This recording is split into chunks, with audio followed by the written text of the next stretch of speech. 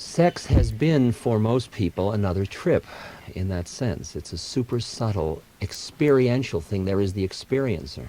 And you say to somebody, you can have sex, but give up being the experiencer. And it almost sounds like you're picking up a whip and saying, you know, like, what are you, some kind of a sadist telling me to stop enjoying? So you not enjoy.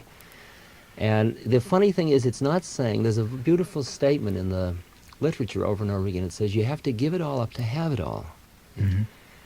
That is, you have to give up being the experiencer to become the experience, at which time, when you are the experience, you are simultaneously the experiencer. Could you repeat that? Could you say that again? Because it's very heavy and See, you got to give up being the experiencer alone in order, like at the moment of orgasm, as I said, you can say, here it comes, which is the experiencer. But then as it all starts, you can't say that anymore, because there is no more experiencer. The experiencer and the experience have become one. Ah, all right? I see. Then at that point, you're getting it all, right? But at some point, you had to give up being the observer, the experiencer, the collector, the achiever, the mountain climber, you know, that kind of person to make it happen, to be in this place. And so when you say to somebody, you take sex and consecrate it, that is what Krishna says in the Bhagavad Gita, do whatever you do, but offer it to me. That is, if you want to make it, but do it as an act of worship. See? Now that's really far out. See? It's like when you start to see your partner as another manifestation of the divine. It's like God and goddesses are making it, and they're not really doing anything. It's just a beautiful dance of energy patterns. See? And here we are, and we're here through it all. See? So you sit down with your partner and you look directly into one another's eyes, and you go through all the trips that you come on to each other with, you see, just by sitting with each other's eyes. Pretty soon, if you keep looking into the eyes, the faces start to change, and you go through all the hallucinations that most of us are associate with getting high, with pot or hashish or acid or something like that.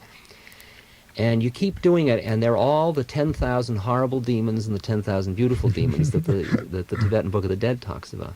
Because you see that your partner is the woman is every woman, and the man is every man. You see, that you look at the woman, and she's a beautiful, seductive woman, and she's a young virgin, and she's an old harlot, and she's the Virgin Mary, and she's a little child, and she's a baby, and she's an old crone, and she's, you know, and some of them, when you're used to loving this chick every day, and suddenly you look and there's an old crone, it freaks you, you see. And you've got to be able to say, yes, and that one too. Because otherwise you get caught in a two-dimensional melodrama where you say, I want you, but it's conditional, as long as you don't look like an old crone, you see. And the far-out thing is, the minute you accept another human being as everybody, then you're immediately freed from relating to them on the superficial level, and you start to meet them on a new plane, not on the physical plane. See? And we start to get to a place where we're just here. And all the rest of it, all of our bodies, like I have a thing over the visor of my car, a statement, which when I'm driving down the street and I see somebody that makes me horny, and I'm a sadhu, you know, I see somebody that makes me horny, the sign says, what does it mean if two outer coverings embrace? See? And I've got to go through this trip all over again, see, which is a Ramakrishna line, I believe, or somebody like that. It's like we get up and we rub bodies. See, we can rub pelvises and we can get all aroused, and here we are. See, and it's very far out because this chick that I was living with before I went to India, who's a very groovy chick, she and I keep meeting again and again, you know, now as I come back, and I'm under no vows. I mean, all I'm under a vow to myself is to be conscious, which isn't anything I have any choice about. It's just the way it's got to be. So that I can't do anything that brings me down, in the sense it catches me in illusion. And what happens is she and I come together and we get just so close, and then the power of the game the karmic stuff we have unresolved takes over, and we're caught in these habits, and suddenly we're like a million miles away again. See? And what we say is, well, we're not ready yet. You know, we both got to work more on ourselves so that we can be here through it all. In the old days, when I did therapy at Harvard and Stanford and Cal and places like that. Am I talking too much? No, please, go right ahead. I used to do a lot of stuff with people where, like, the guy would be pursuing the chick, and the chick would be pulling back psychologically. She'd say, well, I don't know whether I feel about you and whether you're enough, or, I feel frigid and all that stuff. And then the guy would say, well, forget it, man, I've been chasing you so long. He'd pull back, and she'd immediately be like, I can't sleep without you, and we go through this melodrama of both of them. One of them always had to be running away, and the other always had to be running after. It didn't seem to matter who was doing which, as long as they both weren't running towards each other, because it's like a head-on collision of egos, where you come into this new place where there's only one of us. See? And the ego doesn't like to wipe itself out. See? And really falling in love, see, is the end of ego. See? Because the whole romantic shuck of love, the romanticized shuck of I'm in love with him, is really such a funny misstatement, because what it means is, baby, you turn me on to the place in myself where I am love. Because, when you say I'm in love, means that whole thing's happening inside me when I'm around you. See, and we keep thinking it's out there, but it isn't out there. That's just the thing that releases it inside. Right? It's all inside. So the misnomer is saying, like, thinking of love as a verb, when really love is a state of being. It's like a big hot bath, a luxurious bath in which we all climb in, and we're all in love, see, and here we are in love. Wow, it's groovy here in love, isn't it? See? And the far-out thing is that love and consciousness are exactly the same thing. See, they're an identity. So that when you become fully conscious, you are fully in love with the entire universe all the time. See, and what bugs people is they're into this, if I love her, how can I love her? If I love him, that's what, polygamy? Oh my God, like it's profane and so on. That doesn't mean you have to make it with everybody. It's not that same level, you see, because making it is only another act which is karmically determined by what the needs of the moment are. But you find out that you pretty soon find that walking down the street, you are in love with everybody you meet. And at first, you don't quite know how to handle that, because you're used to thinking you're supposed to do something when you're in love. You're supposed to send a Valentine in the old days, or you're supposed to jump up and down, or you're supposed to, want to make it, or you're supposed to, something's supposed to happen, and the funny thing is you're drowning in it, and there's nothing you can do about it, because there's nothing to do. Because I get on a bus, and I look down the aisle, and there's like 40 people.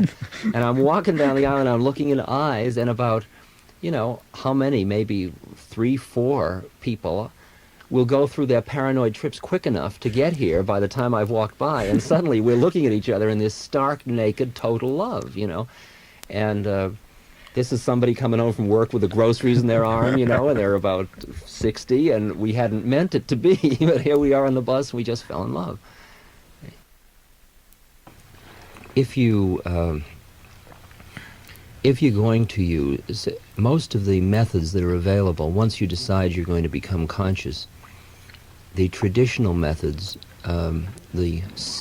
work with getting your body straight, your heart open, your mind calm, and they use meditation, raising energy, mantra, purifications of various sorts, chanting, and all of the techniques, most of these techniques, in some way or other, some subtle way, use your senses to go beyond your senses.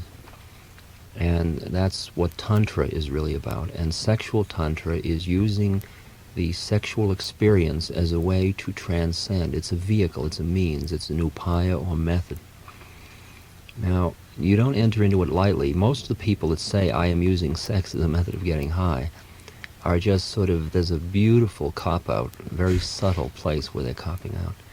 And that's all cool, because that's where we're at this moment. And I don't think you should put yourself down for wherever you are, because I find that's too heavy, at least to lay on myself, So, but a lot of us are getting ready now to try to take something like our sexual world and bring it into consciousness.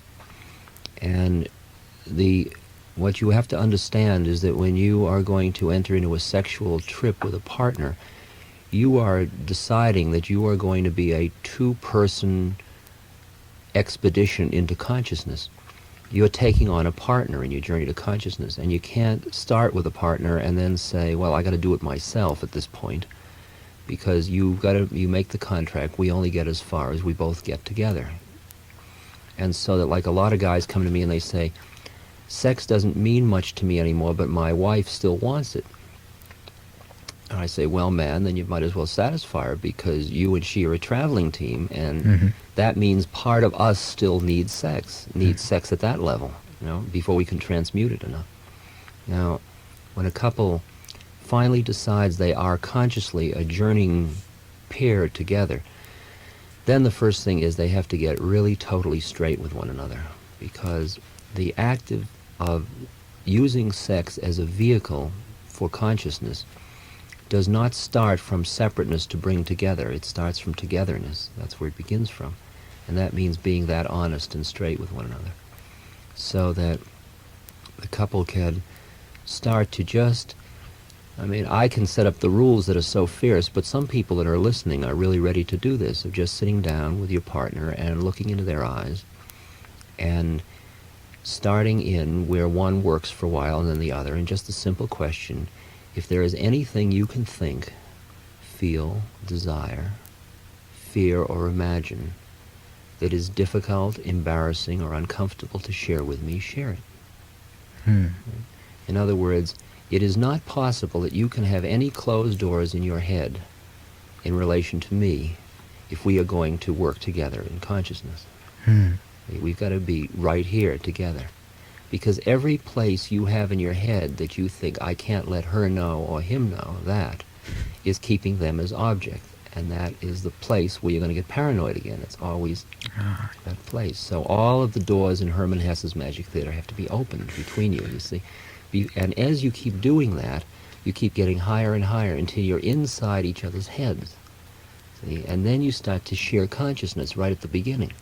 When you've gotten to this place where we are, then through the bodies coming together, the physiological process starts, which isn't led by mind tripping. See, most people do mind sex. There's a way of saying it, but I don't think it's appropriate on the air. Thank heavens. There is a way of having sex with your mind, where most people lead with their fantasies. In fact, most of the time they're making love to their fantasy projections. There's really nobody out there as far as they know. But when you've done this, where there's one consciousness, and then these bodies start to do this dance, the whole dance is true physiological arousal, and you just feel like you're carried along on the wave, so that the orgasm starts from the moment. It's like this long, long, long foreplay, except it's all involuntary. It's just the beautiful dance of nature in your bodies.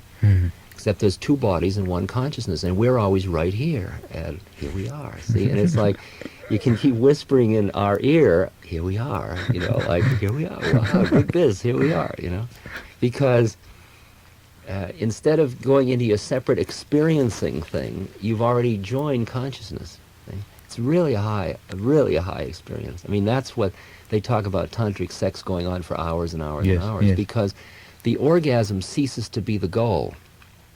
See, because the whole process is so high that it all is enough. And in fact, in a lot of work on oneself, for a man anyway, not ejaculating is a very